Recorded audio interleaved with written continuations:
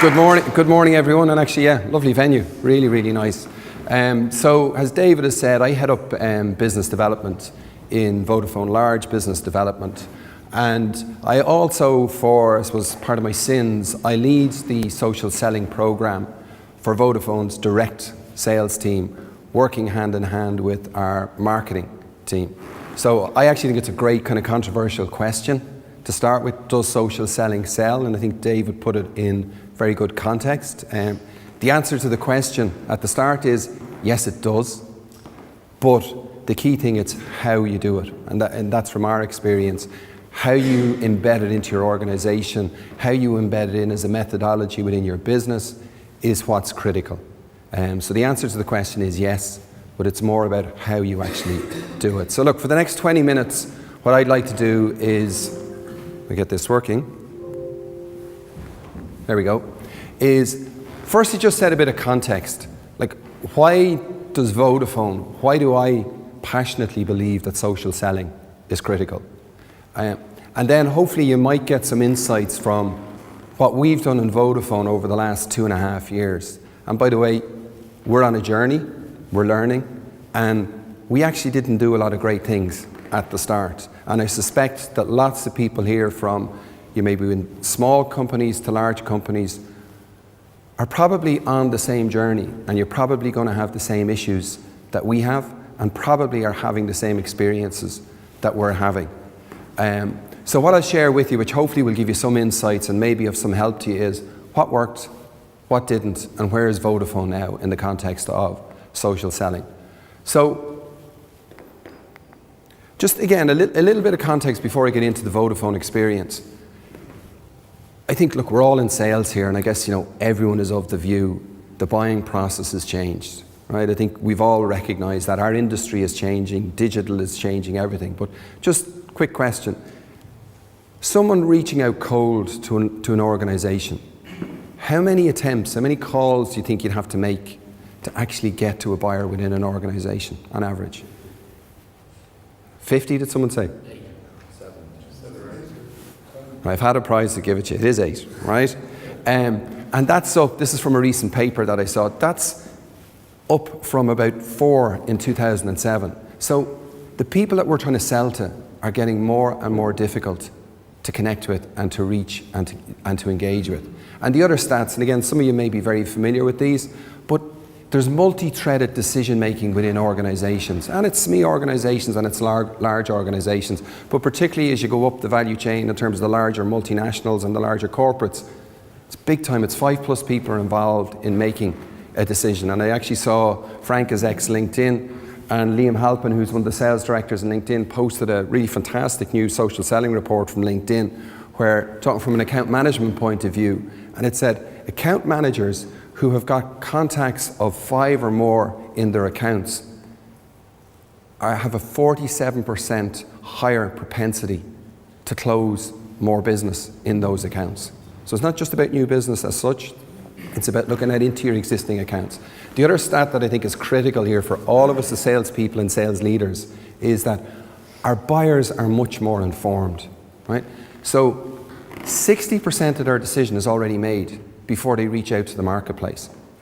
So if you're not talking to them or influencing them before that point, and if you get a call from someone to say, will you come in and meet with me to discuss product X, the chances are they're already well down the road of deciding who they want to go with. And the last thing we want as salespeople is to be played. We're only in there to get a price so that they can beat up the person that they've probably already, they're 60% down the road of wanting to do something with. And 84% of business-to-business executives use social media to do their research. So what does that say? It says it's harder to reach our customers, and they're much more informed, which means we as salespeople and sales leaders need to be much slicker, much smarter, much more effective in terms of how we drive our business.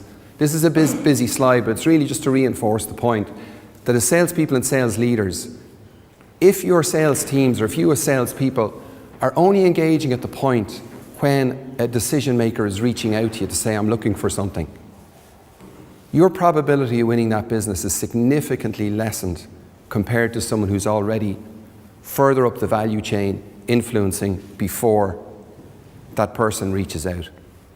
And this is where social selling becomes critical, and I'll share with you Vodafone's experience first. I've purposely kind of blanked out the social, because look, at the end of the day, all this is selling, right? We're all here, I guess the vast majority of people here are either sales or marketing, but we're selling. And from Vodafone's perspective, from a personal perspective, this is my view of selling. There are three key things. Like if we get into the what of social selling, what is it that we're trying to achieve, right? So as salespeople, what are you trying to achieve? As sales leaders with your team, what are you trying to achieve?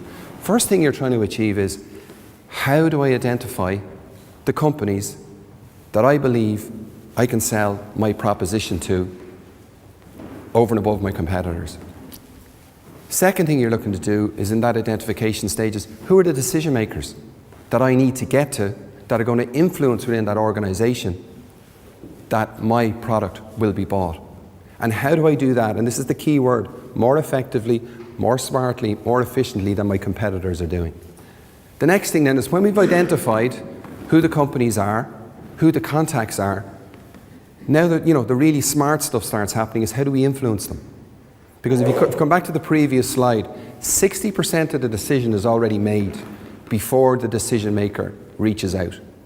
So what are we doing before they reach out to influence them? And again, the key point: what are we doing to influence them before our competitors are doing it, smarter than our competitors are doing it, and in a differentiated way than our competitors are doing it? And then it gets to the final point. If we're doing the identification and the influencing well and efficiently, we've now positioned ourselves to impress that customer when we go face to face with them. They're already predisposed to us. They already have probably a positive view of us. We've already established credibility, and therefore your chances and your propensity for success is much higher than that of your competitors.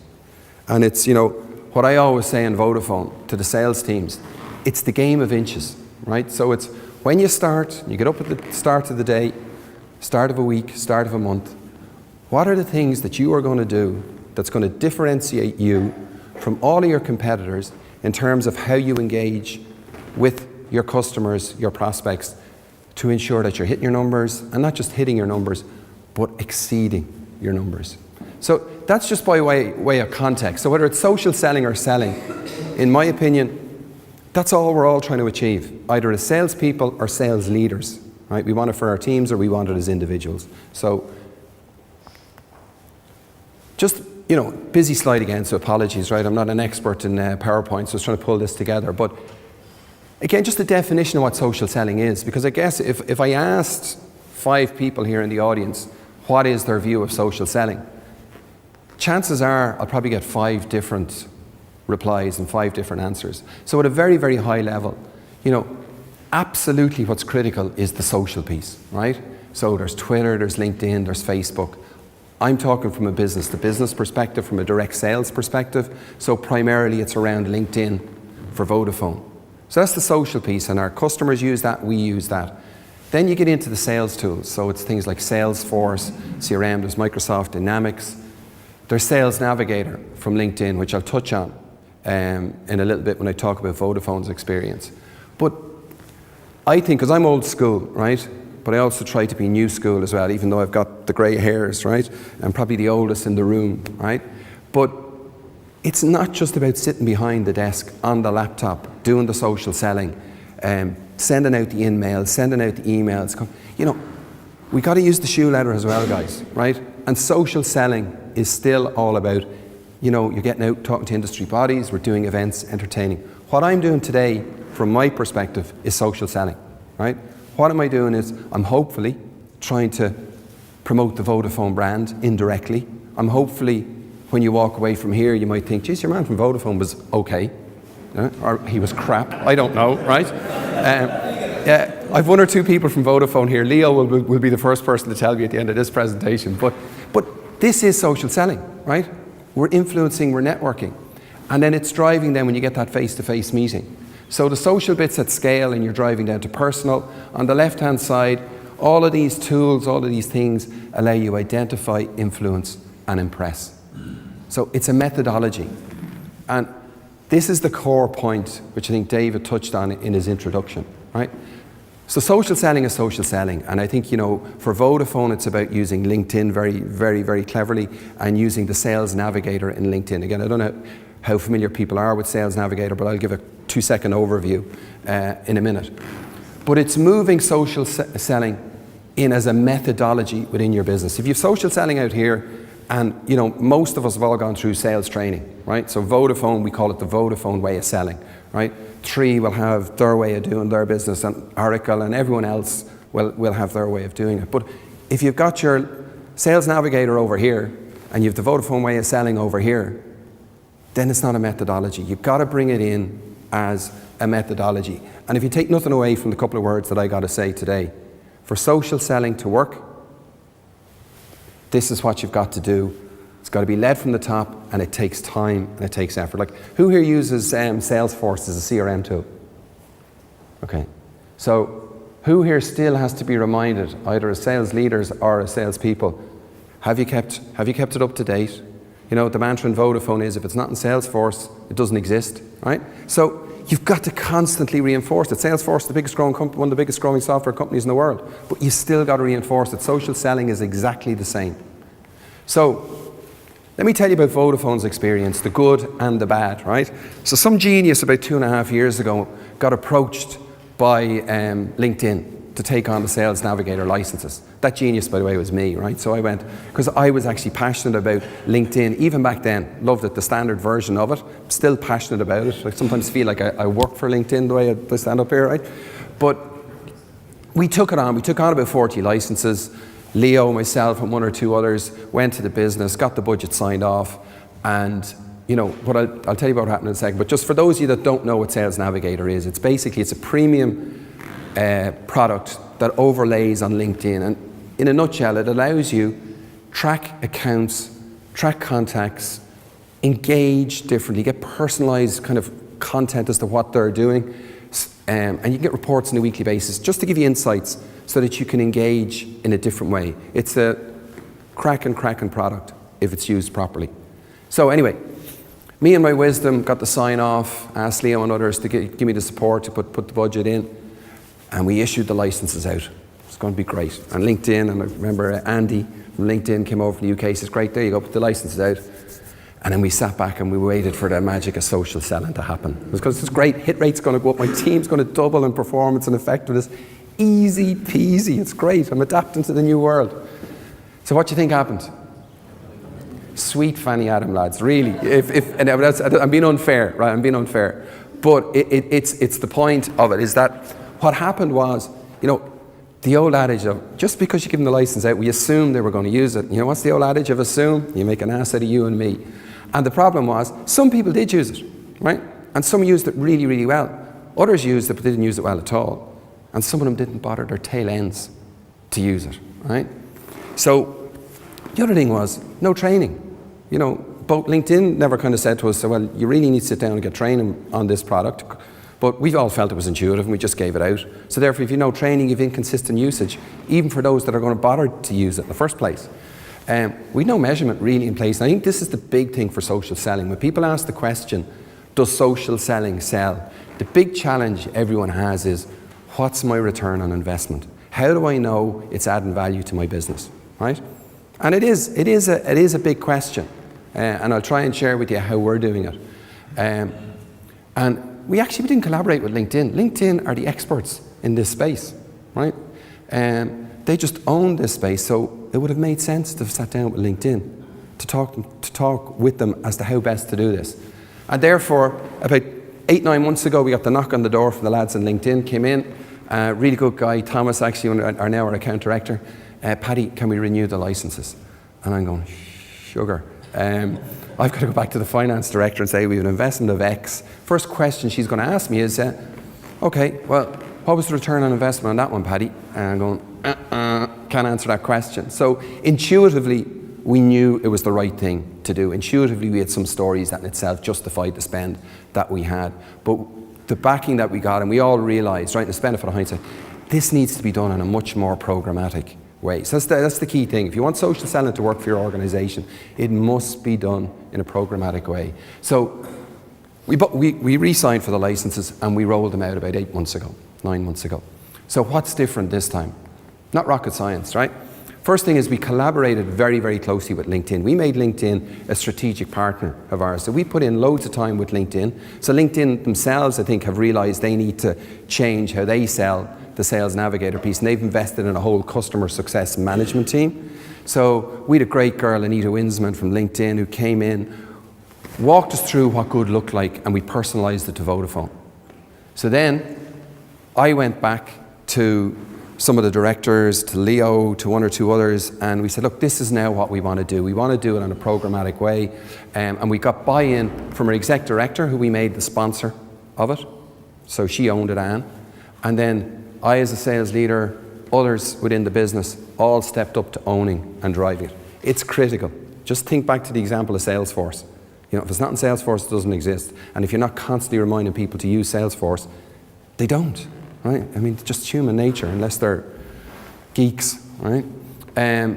Ongoing comms. So constantly sharing success stories, constantly reinforcing the why of using this, and constantly sharing with others, look at the success that person has had, and reminding people to do it. We set metrics, and this is the important point as well, and it's the question everyone asks, is how do you justify the return on investment? Depending on where you are in your journey, right? And I'd say we've gone past the starting stage, but it's different metrics depending on where you are in the journey. So keep it simple, right? So what Vodafone did when we relaunched is, does everyone here know what social selling index is? Does that mean everything to anyone? It's your score on LinkedIn for how effectively you use LinkedIn.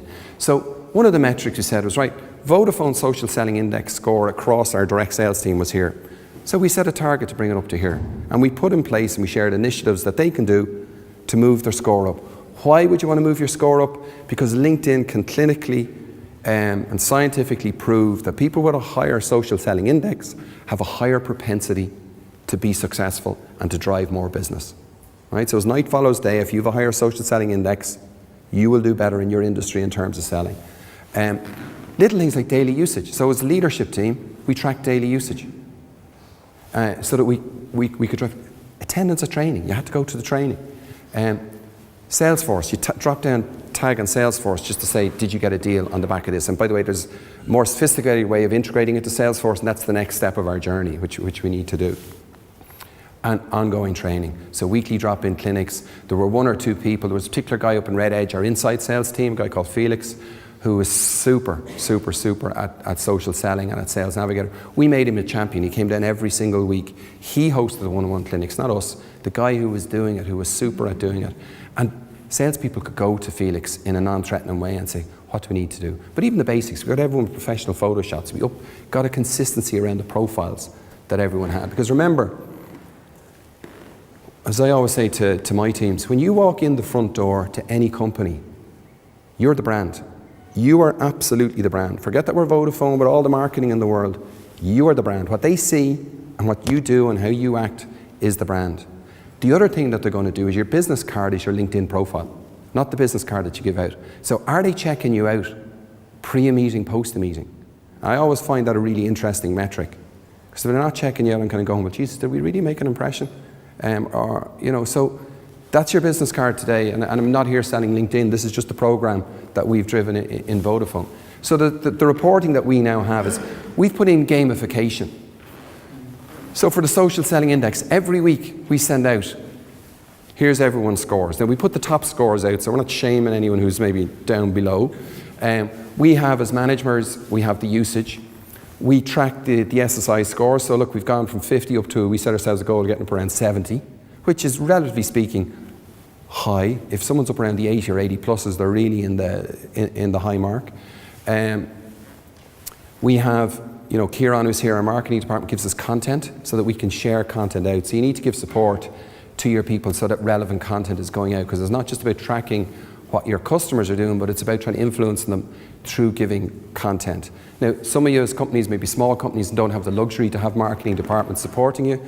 It's taking a little bit of time to take in whatever it is you're sending out to customers, to just maybe personalize it a bit and putting that up on LinkedIn.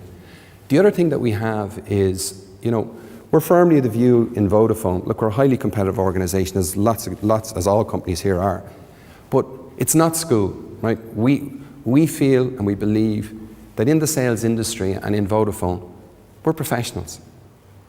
And it's a use it or lose it policy for Navigator in Vodafone. So if a sales guy says, no, I'm not going to do it, we're not going to force him to do it. And if he's driving his numbers without it, that's fine.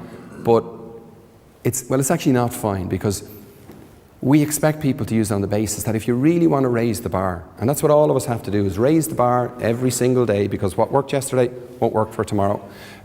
So we had to raise, it's about raising the bar. So just in the interest of time, quickly, social selling. This is all it is. Quick story.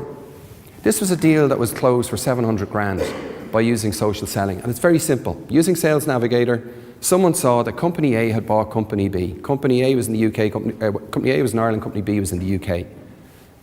They reached out to the procurement director of Company A, said, look, I believe you bought the two companies. As that happened, the company said, yeah, we've shared both. It's a bit of a headache for us. We're looking to amalgamate the mobile, whatever else. So fine, the inside sales team put a proposal together. The competitor and the incumbent didn't know that there was a takeover.